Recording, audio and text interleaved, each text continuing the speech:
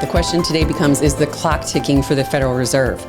This is your regular segment of Markets with Megan. It's Thursday, June 6th. And as expected this morning, we got the rate cut from the European Central Bank following the Bank of Canada, which was the first major G7 country to actually cut interest rates. But the ECB's rate cut was expected. It wasn't a surprise. And I just want to explain why they have done it, what it means for the Fed, and does it mean that the Fed now is, the clock is ticking for the Fed and there is some sense of urgency for them to move. So first of all, keep in mind the ECB and the Federal Reserve have two different mandates. The ECB's mandate is to have price stability, so control inflation. But the Federal Reserve has to control inflation while having maximum employment. So they have two different sides from their mandate. What we've seen in the European region is that inflation has come down.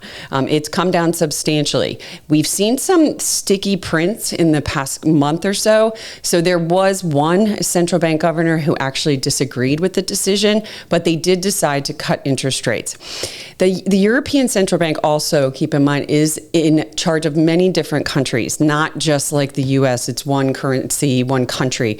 They have 20 different countries that they have to set monetary policy for. So their economic environments can be very different. There may be economies that are really struggling. There may be the economies that are doing a bit better. So they have to kind of toe a very fine line here when they're setting monetary policy.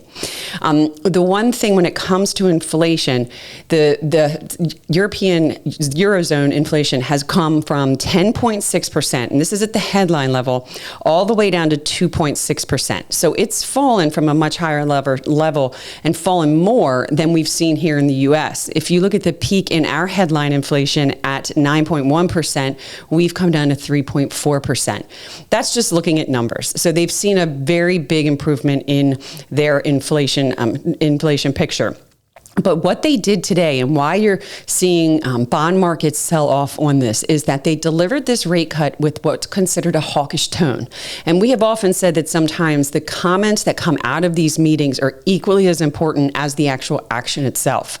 And what Christine Lagarde did was she made the comment that they still are promoting restrictive policy. This is basically fine-tuning.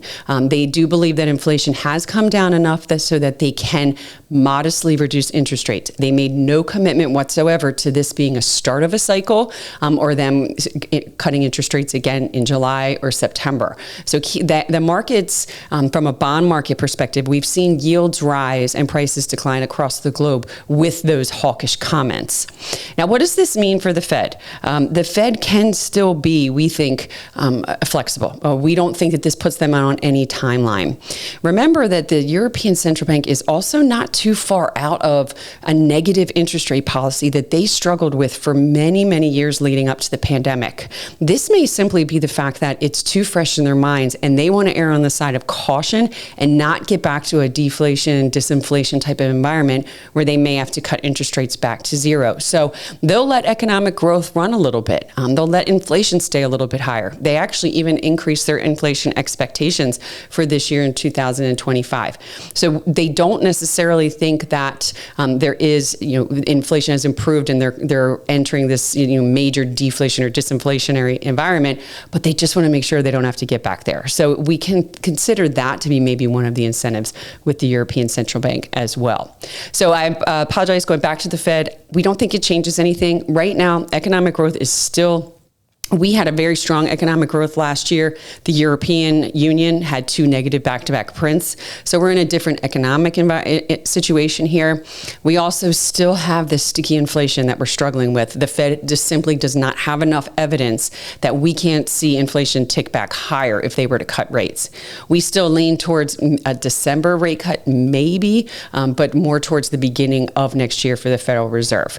The only thing that would change that opinion is if we saw, economic growth really start to deteriorate at a rapid fashion. We're seeing it slowing, that this is primarily consumer driven, but we just think that inflation is still too sticky for them to make any moves anytime soon.